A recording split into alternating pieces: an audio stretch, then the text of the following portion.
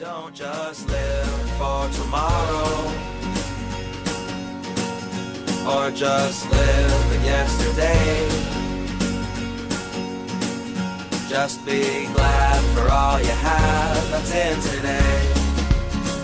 And though you've come through many obstacles. Hey everyone, Connie here, and welcome to my blind reaction to episode 2 of Infinity Train Season 3, or Book 3 if you prefer. Either way. So, the first episode of this season really hooked me in well.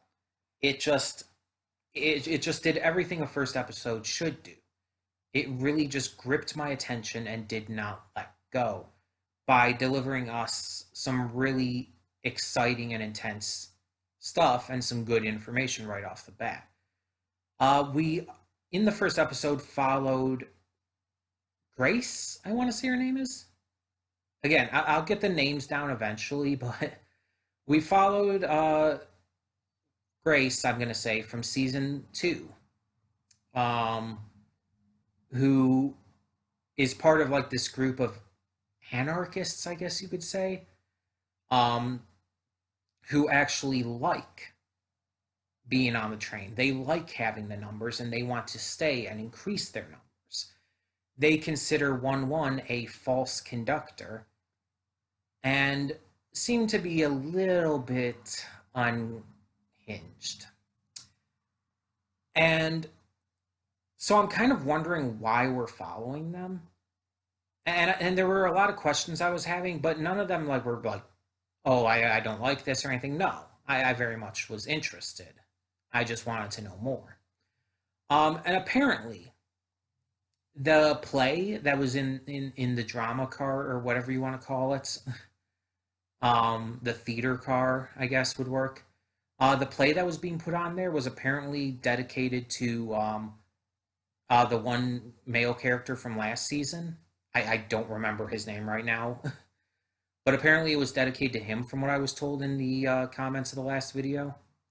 So this would take place post Volume 2, after the events of that. So, okay, there's that information. It is still continuous. It is still, what's the word? I can't think of the word. There's a word for that. Like, it is still in, it starts with, I swear it starts with a C. I don't know, but, jeez. But yeah, it's still in order. It's still like, this is after the events of season 2 and everything, just like season 2 is after the events of season 1. So I assume it's going to just keep going like that for season 4 as well when we get to that. But so all we really saw in the first episode was this group just kind of ransacking the theater car and a turtle car as well, and just kind of being assholes, really. That's pretty much it. It wasn't a lot, but it got us hooked in by bringing back these characters we had seen before, as well as like giving us some actively moving pieces to wonder, like, okay, so how is this going to relate into the story of the season? It actively intrigues me to see where this is going to go and why we're following them. Especially since, as I noted last time, I thought the main character of this season was this little girl character, the one I use in my channel banner. And maybe we just haven't met her yet. I mean, maybe we'll do so in this episode. And I'm thinking possibly because I was told that the first and second episode kind of kick off this season like together. So maybe like this one will kind of like bring in that other information. And as I had stated before with like the first episode and all, I've heard that this season is very, very popular. Like everybody seems to love it the most for this series, for Infinity Train.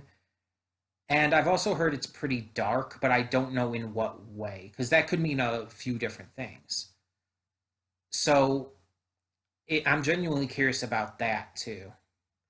But I don't know any actual like spoilers. I don't know like any actual plot points or character points or anything like that. I just heard like the most bare bones basics about people talking about it. And of course, I've seen a couple images when searching for the channel banner and all for something to use for the channel banner, but that's it. So I'm luckily not really spoiled on this, and I'm excited about that. Because it's going to lead to better reactions, as I always say. Um, but yeah, excited to see where this goes. And got to remember that these episodes are half length.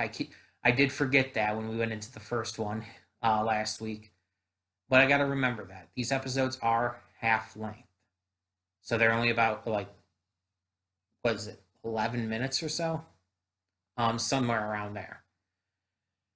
So let's just get into it and hope for the best. So when the screen fades to black, pause this redirect and go to the description below.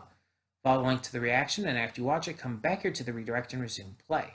Because after it fades to black and then fades back in, everything from that point forward will be my afterthoughts and will contain spoilers to the episode. So, that being said, thank you so much for tuning in, and I will see you at the reaction. And we are back, and we'll begin with spoilers in 3, 2, 1, now. So, a couple of things. One, knowing nothing about this season, like I don't know how old Hazel is, but I did not expect her to sound like just like an actual kid.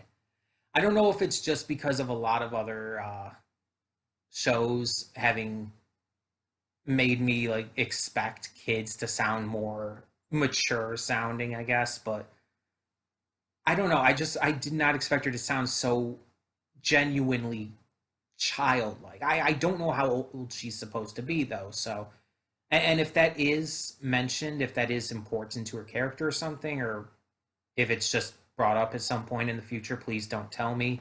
Um, I don't want anything that could be considered an important spoiler. um, but so this continues off of last with Grace and Simon trying to get back to the Apex car. And to do so, they first have to travel through this jungle car. And in the jungle car, they end up uh, being grabbed through some object, it seems. I don't know how else to explain it. Um, After fleeing what seems to be some really weird shit going on. Um, and they end up being captured by Hazel and this ape named Tuba. And